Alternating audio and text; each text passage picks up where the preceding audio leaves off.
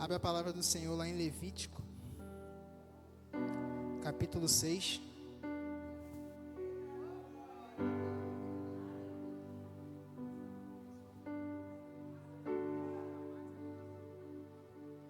Todos acharam, amém? A partir do versículo 8, diz assim o Santo Livro: O Senhor disse a Moisés: Dê este mandamento a Arão e a seus filhos, a regulamentação acerca do holocausto. Ele terá que ficar queimando até de manhã sobre as brasas do altar, onde o fogo terá que ser mantido aceso. O sacerdote vestirá suas roupas de linho e os calções de linho por baixo. Retirará as cinzas do holocausto que o fogo consumiu no altar e as colocará ao lado do altar. Depois trocará de roupa e levará as cinzas para fora do acampamento, a um lugar cerimonialmente puro. Mantenha-se aceso o fogo no altar, não deve ser apagado. Toda manhã o sacerdote acrescentará lenha, arrumará o holocausto sobre o fogo e queimará sobre ele a gordura das ofertas de comunhão. Mantenha-se o fogo continuamente aceso no altar, não deve ser apagado.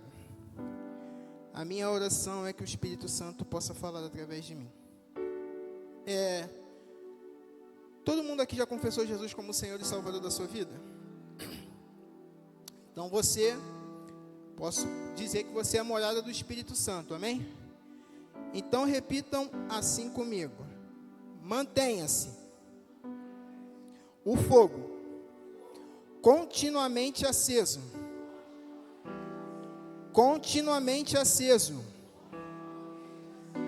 no altar, não deve ser apagado. Amém.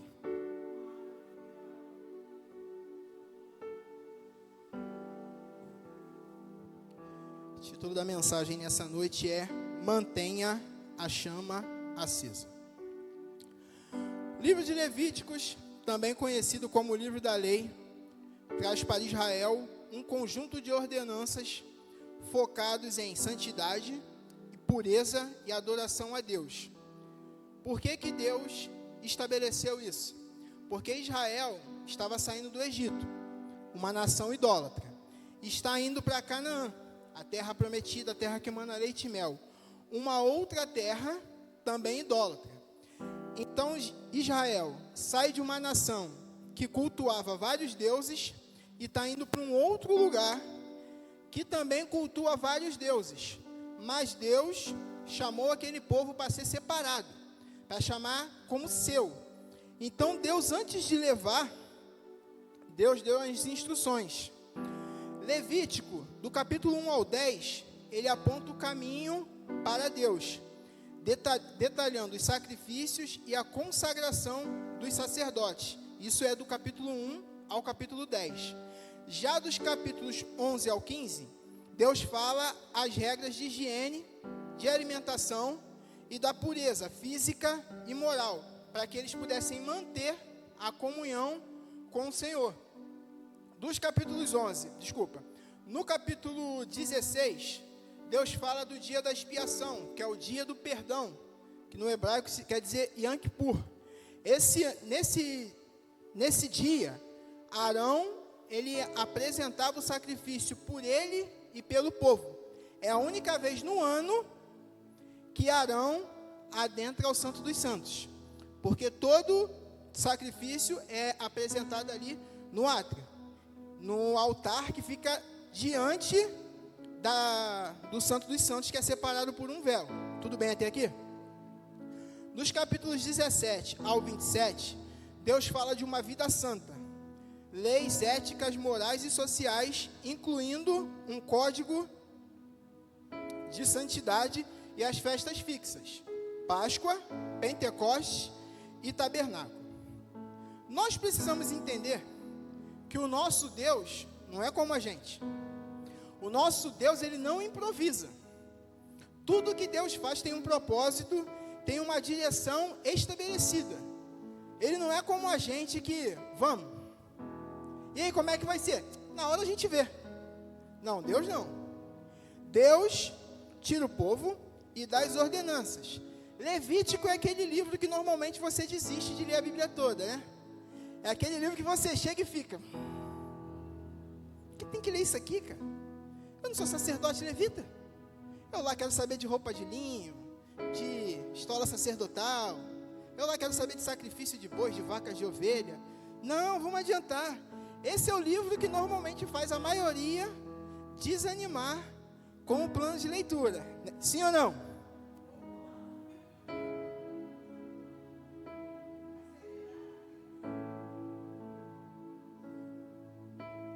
E o capítulo 6, Deus ordena Israel como que o altar tem que funcionar, qual que é a rotina dos sacerdotes acerca dos holocaustos.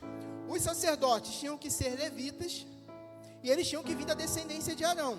Aqui nesse momento é os 4 filhos de Arão que estão com ele nesse ofício sacerdotal. Porém, o fogo só é enviado por Deus no capítulo 9. Então, por isso que Deus fala, ó, o fogo tem que arder continuamente sobre o altar, ele não vai se apagar, porque esse fogo que acendeu o altar é um fogo sobrenatural, é um fogo que vem do alto. Então Deus acende e Israel tem a responsabilidade de quê? Manter aceso.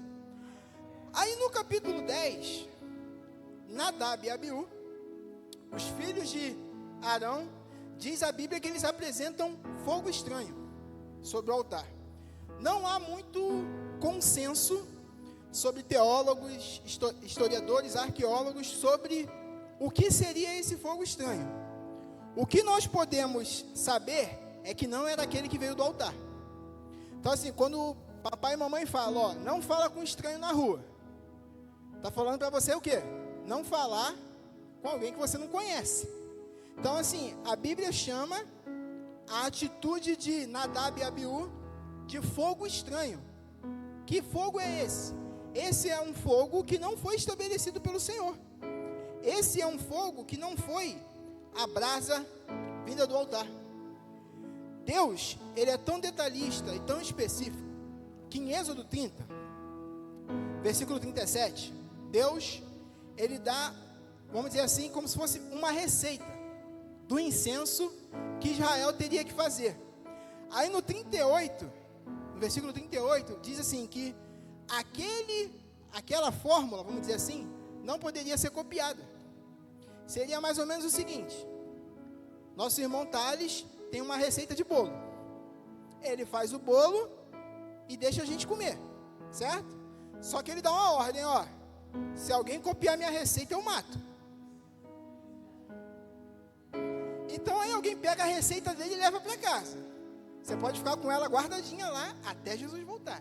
Mas se tu fizer, ele vai te matar. Então foi mais ou menos isso que Deus estabeleceu, ó. Esse é a forma que vocês têm que fazer o incenso para apresentar ali diante do altar. Porém, se alguém de Israel pegar essa fórmula, essa receita e fazer um igual para usar dentro da sua casa, tem que ser morto.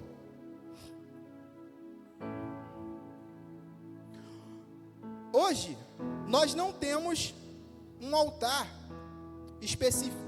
Nós não temos um altar na igreja onde você tem que apresentar os seus sacrifícios, suas ofertas de comunhão. Nós chamamos isso aqui de altar apenas de forma figurativa, porque hoje nós não temos um altar, um lugar onde específico de adoração, específico onde você tem que levar as ofertas. E o que acontece? Tudo que eu e você, todos nós aqui, que desejamos ir para um outro nível, ir para um outro patamar, a gente vai ter que estar preparado para a seguinte rotina: chata, repetitiva e cansativa. Vou repetir. Você quer ir para o outro patamar? Se prepare para uma coisa chata, repetitiva e cansativa. Porque, amados, é todo dia. Todo dia você tem que fazer aquilo. Então, olha que interessante. arrumaram o altar, certo? Colocaram o holocausto, tudo bonitinho, a lenha lá, o fogo que vem do alto. Quando Deus responde com fogo, Deus está dizendo o seguinte: eu aceito essa oferta, eu aceito esse ofertante. Nadab e Abiú não foram aceitos, muito menos a oferta deles. O fogo veio para consumi-los. Aí eles arrumam lá tudo bonitinho, vem fogo do céu e acende o altar. Aí de manhã, o sacerdote com a sua roupa de linho, branquinha, ele vai lá e tira a cinza. Joga fora? Não, coloca do lado. Aí agora ele vai trocar de roupa para jogar a cinza fora. Joga a cinza fora num lugar cerimonialmente puro determinado pelo Senhor. Encaixa lá o aparador de cinza no lugar. Pega a lenha e com aquela brasa lá do altar, ele tem que fazer essa lenha queimar novamente.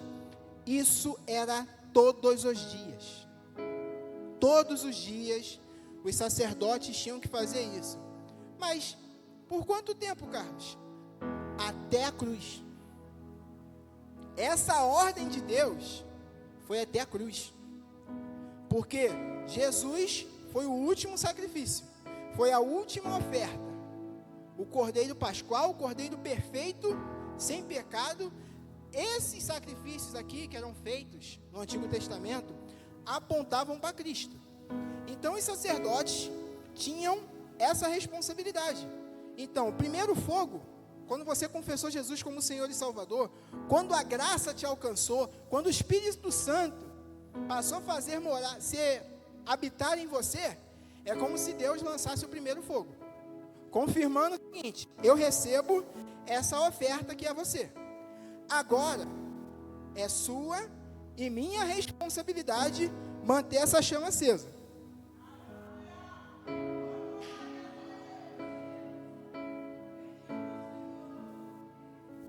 Mas, Carlos, por que parece que alguns, a chama está se apagando, ou a chama se apagou? Eu falava com as irmãs essa semana o seguinte: a gente tem hoje a geração Bolsa Família.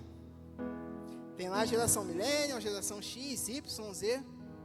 E essa geração, eu, Carlos, não vim em lugar nenhum não, tá? Eu que apelido ela de a geração Bolsa Família. Sabe o que é? É aquela geração que só quer ser servida. É a geração que você tem que fazer tudo por eles. A vovó, a mamãe, o papai ensinou pra gente assim, ó: dá o peixe não, pô. Dá a vara e ensina a pescar. Essa geração não quer nem a vara nem o peixe. Porque o peixe dá muito trabalho para limpar, tem que tirar a escama, cortar a cabeça, tem que tirar a espinha, não. Essa geração quer a carne. E tem que ser de primeira. E tem que vir pronta. E na hora que ela quer. Então nós temos uma geração que não faz o que tem que ser feito. É uma geração que não quer servir da igreja, quer se servir da igreja. E quando Deus traz o fogo para as nossas vidas, o fogo ele aponta poder, unção e presença. Só que também juízo. Tem alguns que serão lançados no fogo, infelizmente. E tem alguns que o fogo virá sobre eles. Mas esse fogo vem sobre quem, Carlos? Sobre qualquer um? Não, aquele que tem um altar preparado. Quando Elias desafiou os profetas de Baal no Monte Carmelo, Elias fez o quê? O Deus que responder por fogo é o Deus verdadeiro. Elias fala: vocês preparam a oferta e eu também. Eles vão lá, fazem tudo, preparam a oferta, começa a se cortar, fica uma manhã inteira, Elias debocha deles. Aí Elias, primeira coisa que Elias faz: restaura o altar. Pega 12 pedras, restaura o altar. Faz uma valinha em volta, coloca lá o sacrifício. E ele é tão ousado, porque aqueles que têm o fogo do Senhor em si são ousados. ele joga água 3 vezes, para dificultar ainda mais o negócio. Você já tentou fazer fogueira com madeira verde? Agora tu imagina fazer fogueira com madeira molhada. Elias fez assim, e o Deus que respondeu por fogo foi quem? O Deus Todo-Poderoso. O Deus de Israel respondeu por fogo. E se nós queremos isso, a gente recebeu a primeira vez quando a graça nos alcançou. Como é que eu mantenho a chama acesa? Se eu e você queremos manter essa chama acesa, se eu e você queremos manter o nosso altar queimando, como a canção que a gente cantou, até que ele venha, ou até ele nos recolher, a gente vai ter que assumir a responsabilidade. De quê? Fazer o que tem que ser feito. Porque é menino, menina, que faz aquilo que gosta. Adulto faz aquilo que tem que ser feito. Menino e menina, isso aí eu não quero não. Não gostei disso. Essa programação não é legal. Tem que ir mesmo? Tem que ser a roupa dessa cor? O menino, a menina, ele reclama de tudo, ele reclama até da sombra. Ele olha assim, tu não está do mesmo tamanho que eu, tem alguma coisa errada. O adulto não. O adulto responsável, ele faz o que tem que ser feito. Tô cansado, tem que fazer? Vamos fazer. Tá chovendo, vamos fazer. Tá muito calor, vou fazer. A chama nossa está se apagando porque a gente quer orar quando tem vontade. A gente quer ler a Bíblia quando tem vontade. Só que a Bíblia não fala isso. Diz que a gente tem que orar e ler a Bíblia todo dia. Os sacerdotes, eles tinham a responsabilidade de todo dia remover as cinzas, arrumar o holocausto e pôr lenha. Todos os dias. Só que a gente quer fazer quando está afim. E aí a gente põe oferta e põe lenha. Põe oferta e põe lenha. Põe oferta e põe lenha. E aí a gente vai fazendo de forma automática. E o que está acontecendo? O altar está se enchendo de cinzas. O altar está se enchendo de impurezas. O altar está sujo. Então está cada vez mais difícil pegar fogo. Está cada vez mais difícil queimar. Porque nós não estamos assumindo essa responsabilidade de todos os dias tirar essa cinza. Então nós precisamos voltar ao que Deus estabeleceu e não fazer como a gente quer. É do jeito que Ele estabeleceu. Só que hoje a gente tem uma dificuldade muito grande, sabe de quê? De fazer o básico, de fazer o simples. Talvez se você soubesse que eu que ia pregar hoje, tu nem vinha. Porque o culto tem que agradar as pessoas. O culto não é para o Senhor. A gente não vem para cá e fala assim: Senhor, se tiver um cachorro lá em cima, assim como a mula falou com o Balaão, fala comigo. A gente tem não gosto desse pregador, não gosto daquele, não gosto disso, não vou participar não. A gente não está priorizando mais a comunhão com o Senhor. Olha só, 1 Pedro, no capítulo 1, versículo 7, Pedro diz assim, vós sois a geração eleita, o sacerdócio real, nação santa, povo adquirido do Senhor. Será que eu estou entendendo a minha responsabilidade como um sacerdócio real? Será que eu estou todos os dias retirando as cinzas do meu altar, arrumando o holocausto ali, colocando lenha? Porque Paulo, em Romanos 12, no versículo 1, ele diz assim, rogo-vos, pois, irmãos, que apresentei os vossos corpos em sacrifício vivo, santo e agradável a Deus. E eu gosto de pensar naquilo que não está registrado na Bíblia. Como assim, Carlos? Preste atenção. Imagine que um profeta, uma profetisa, chega para o Thales e fala assim, Thales, vai vir uma tempestade sobre a sua vida. E depois dessa tempestade, tu vai atravessar um deserto. E sabe o que é pior? Todos os seus amigos vão te abandonar. Só vai ficar fulano e ciclano. Não preciso perguntar quem vai me abandonar, porque eu não já sei que só 2 que vão ficar. Então ele já sabe que o restante vai abandonar. Então Paulo diz que o sacrifício tem que ser vivo, santo e agradável. E o que eu entendo? que tem gente oferecendo sacrifício sem vida, ou seja, sem o Espírito Santo, um sacrifício morto e desagradável ao Senhor. Porque se Deus não responde com fogo, é porque Ele não está se agradando daquilo. Nós precisamos verdadeiramente manter essa comunhão com Deus diariamente. Só que a gente vive esse período da exposição. Tudo a gente tem que postar, tudo a gente tem que falar, tudo a gente tem que apresentar. E devido a gente viver assim, nós não temos mais secreto.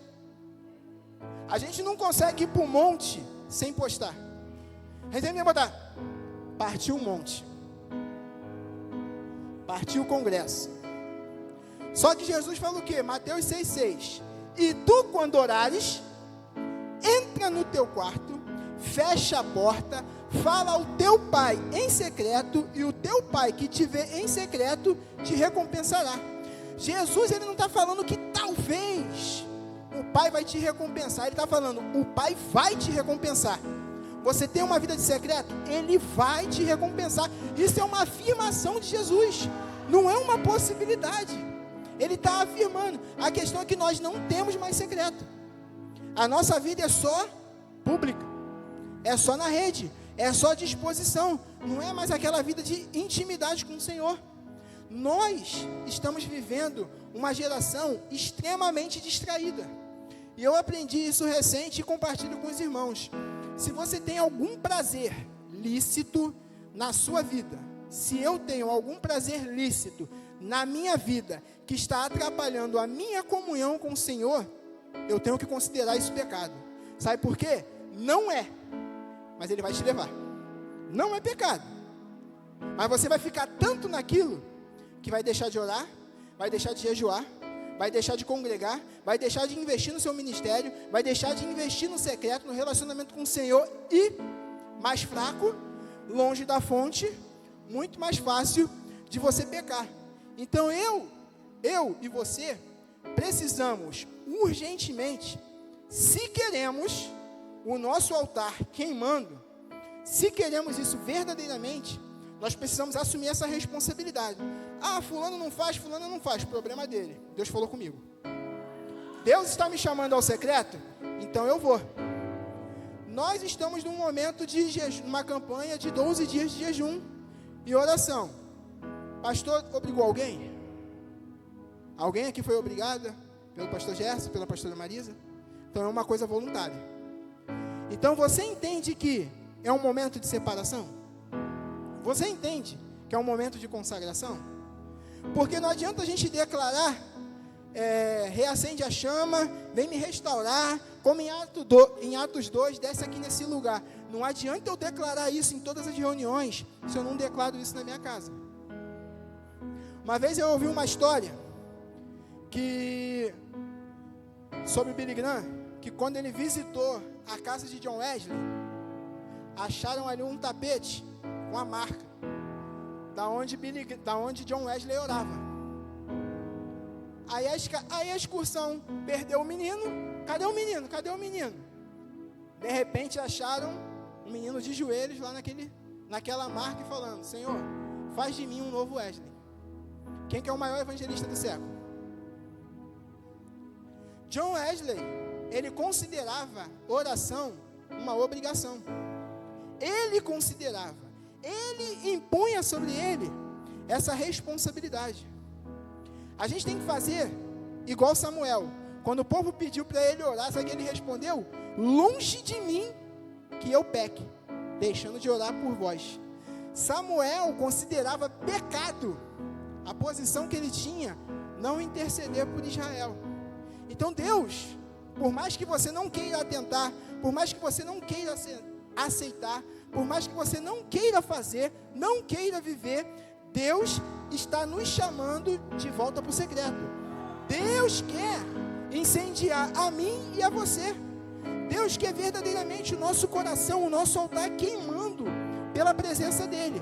Mas isso vai vir quando? Quando a igreja orar, não, é quando você entrar no seu quarto. Quando a igreja orar, não, é quando eu entrar no meu quarto. O Ministério de Música pode subir, o pastor também, já estou terminando.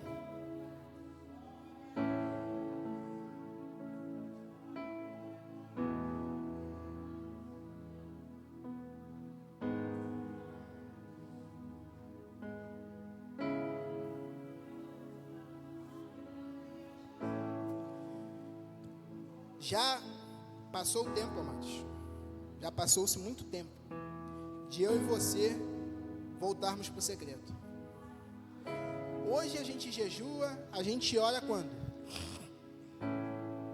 Desculpa. Quando temos uma campanha, quando temos uma programação, quando nós vamos fazer algo extraordinário, aí a gente ora. Aí a gente jejua.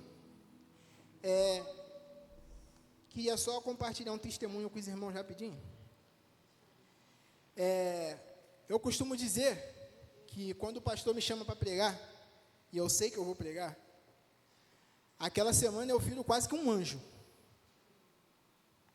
E final do ano passado, aconteceu algumas coisas que eu falei, não, Senhor, quero isso para a minha vida não. Esse negócio de consagração intensa, separação intensa, santificação intensa, só quando tem que pregar? Não. Eu quero isso constantemente. Eu quero isso constantemente. Isso eu falei para ele. Agora o que vai comprovar se é realmente isso que eu quero, se eu estiver disposto a todos os dias tirar a cinza. O que representa a cinza? Passado. Já queimou. Já queimou. As reservas, que o pastor falou no domingo, é só por um tempo. Elias tinha reserva para ir do ribeiro de Querite até Sarepta. Quando ele chega lá, qual é a primeira coisa que ele pede? Água. Ele andou muito. E depois, pede pão. Por quê? Estava com fome. Então assim, as reservas nos mantêm por um tempo. Não é para sempre.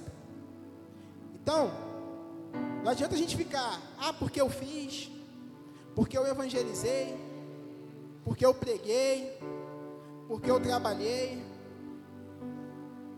Deus tem mais para a nossa vida. Deus tem mais.